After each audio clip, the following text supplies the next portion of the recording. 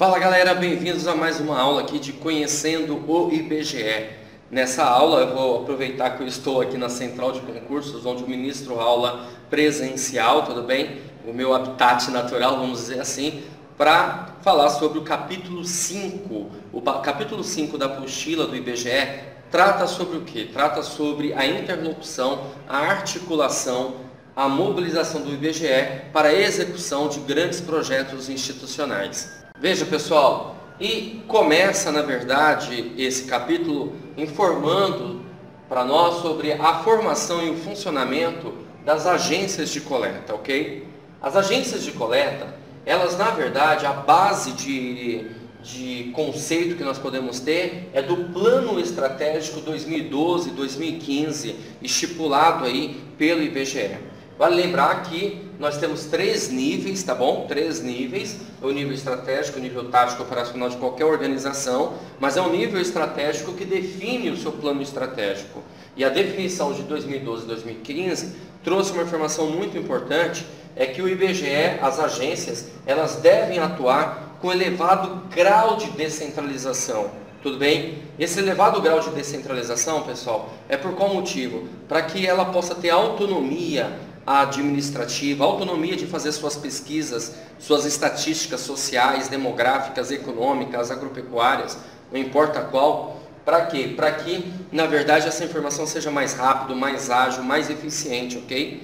Então, assim, um elevado grau de descentralização, isso a gente pode perceber a partir do quê? A partir da quantidade de agências que existem hoje atualmente e que estão ativas. Hoje são 585 agências ativas. Outra base também para essas agências, para a formação e funcionamento das agências, é a forte presença no espaço territorial. Você viu que eu acabei de comentar que são 585 agências ativas no momento, e são 590 agências instaladas. Esses números são importantes para nós, tá? Para que a gente possa entender a grandeza e o crescimento aí do IBGE através das suas agências de coletas, né? Suas unidades estaduais aí, as suas agências de coletas, com o intuito do quê? Com o intuito de você estar mais presente possível no território brasileiro e alcançar o maior número de informações possíveis para que o próprio governo tenha condições de políticas públicas e a sociedade no geral, como as empresas, tenham informações suficientes para a tomada de decisões, ok? Bom, outra coisa importante aqui também é que o IBGE, ele desenvolve pesquisas usando como estratégia a Rede Nacional de Coleta, ok? A Rede Nacional de Coleta, ela viabiliza a execução das atividades operacionais descentralizadas com presteza, com rendimento, com rapidez, com presteza também, ok? E esse desenvolvimento de pesquisas do IBGE, o foco é no quê? O foco é na qualidade, foco na transparência, foco na economicidade e também na modernização dos processos de trabalho.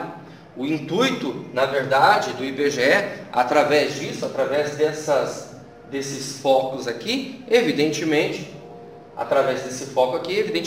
é melhorar cada vez mais o seu tipo de trabalho, ok? Então, qualidade, transparência, economicidade pelo menor ônus possível e modernização dos processos de trabalho, utilizando-se aí de tecnologia da informação, ok? Por exemplo, nós podemos pensar no computador de mão que você vai estar utilizando aí no seu dia a dia, por exemplo, para trabalhar, né? Ok, do IBGE, beleza? Isso está fazendo o quê? Está se utilizando da modernização de processos de trabalho, ser mais dinâmico, trazendo dinamismo, às vezes até mesmo a ideia da flexibilidade aí do serviço do IBGE, ok? Beleza?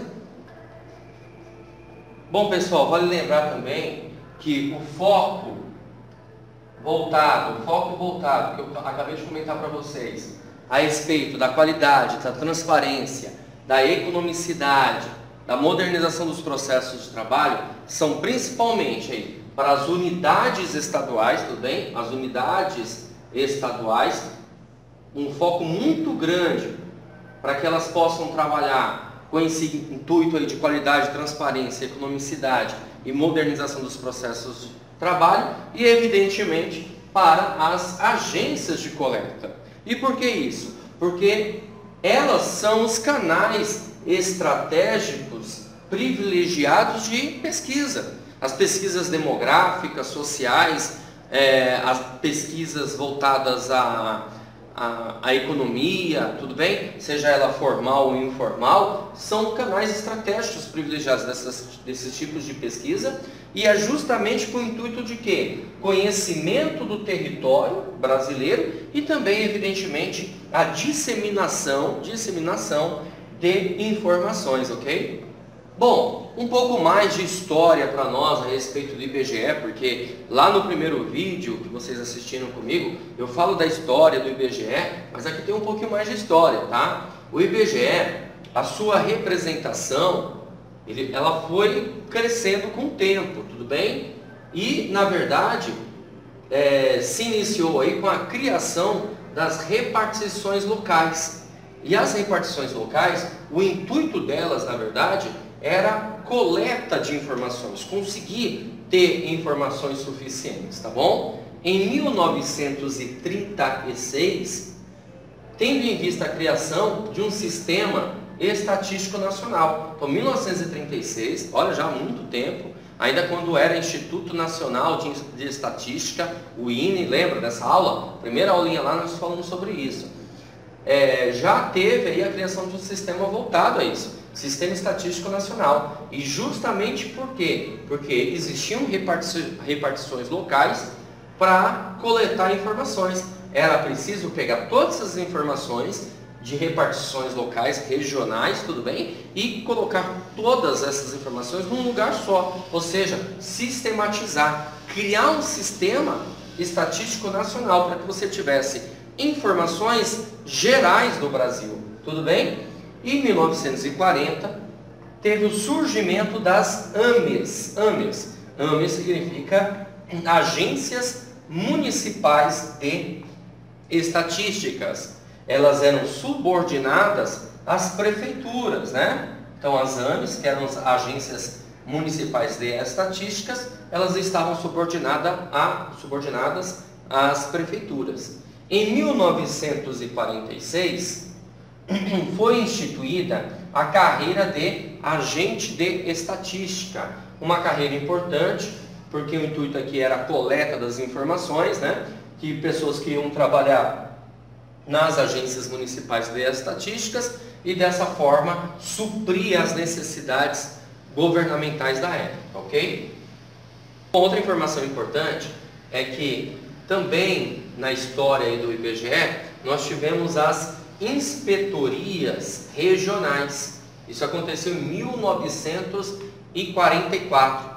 As inspetorias regionais, elas estavam dentro de cada unidade federativa e elas prestavam assistência técnica justamente às agências municipais de estatística, tá? Então nós tínhamos as inspetorias que foram criadas em 1944. Elas prestavam assistência técnica, ou seja, de inspeção, de controle e também até informar atividades técnicas para as agências municipais de estatística, ok?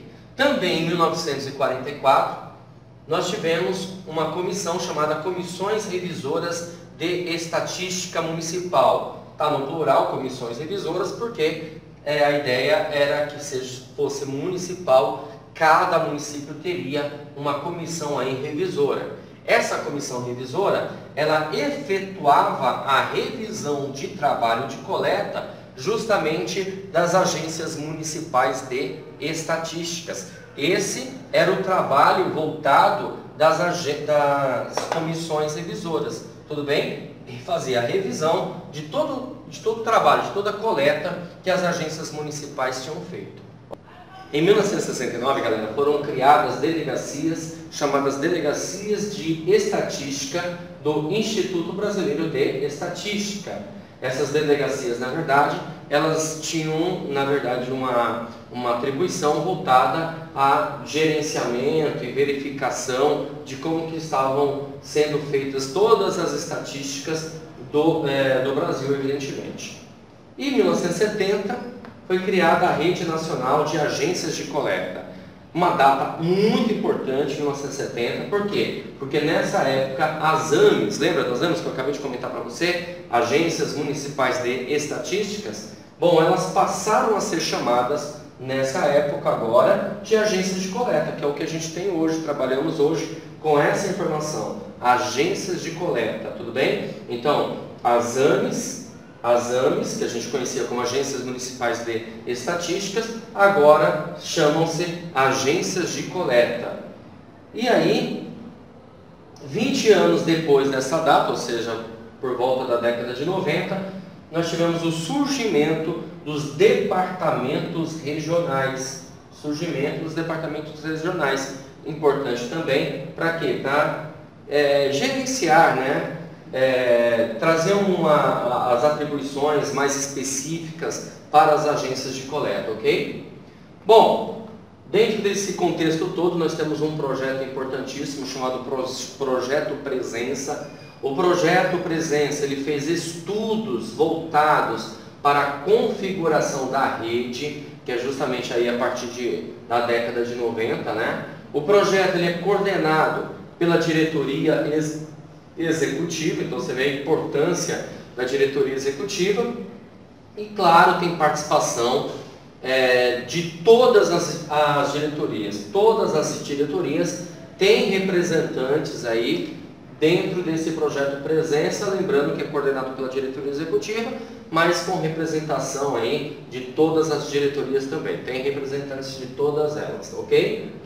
Bom, as agências, em 1999, nós tínhamos 535 agências instaladas no território nacional. E em 2005, nós passamos para um número de 585 agências ativas. Eu falei isso para você lá no início, né? Quando eu comentei que são 585 agências ativas e 590 instaladas, ok?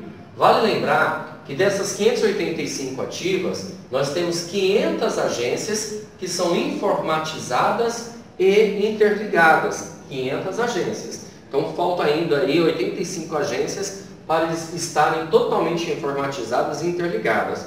Evidentemente que muitas áreas, muitas regiões, ainda falta o que, pessoal? Falta, claro, a tecnologia da informação. Então, em algumas áreas, em algumas agências, não é possível você ter total informatização e interligação dessas agências, ok? Bom, vale lembrar para você também que as competências das agências, elas estão definidas no artigo 5º da Resolução do Conselho Diretor 037/2001, tudo bem? Então, na resolução do Conselho Diretor 037/2001, no artigo 5º, nós temos lá as competências, as atribuições das agências de coleta.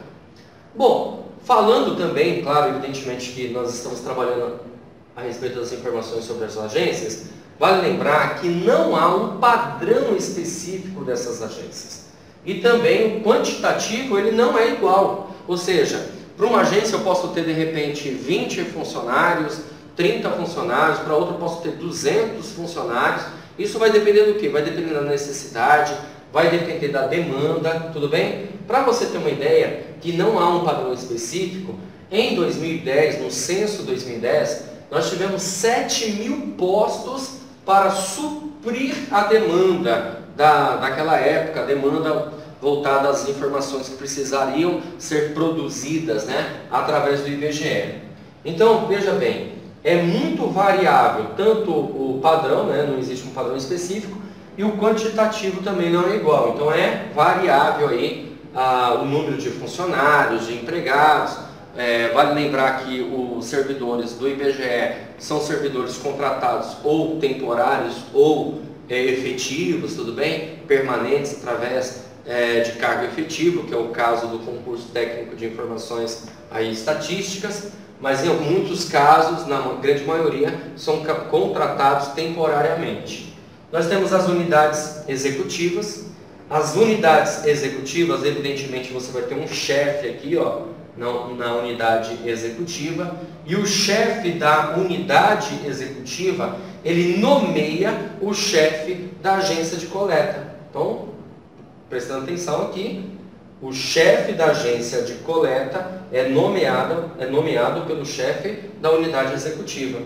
E o chefe da agência de coleta, ele precisa conhecer o Código de Boas Práticas das Estatísticas. O Código das Boas Práticas das Estatísticas tem 15 princípios e 80 indicadores, tudo bem? E é muito importante que o chefe lá conheça esse código, evidentemente. Por quê? Porque ele tem uma série de atribuições e, evidentemente, uma série de responsabilidades, ok? Bom, para a gente finalizar aqui, ó, para você guardar isso, são 590 agências instaladas, esse é o número que nós temos, para 5.570 municípios, ok? Então, 590 agências instaladas para 5.570 municípios. Vale lembrar que das 590 nós temos 585 agências ativas funcionando, ok? Bom, isso aqui é um resumo, evidentemente, da matéria do capítulo 5 da apostila de vocês aí, que a Fundação Getúlio Vargas desenvolveu essa apostila e, evidentemente, nós estamos trabalhando com os conceitos dela, tá bom? Bom, nós nos encontramos aí num próximo vídeo. Um grande abraço a todos e até o próximo. Valeu!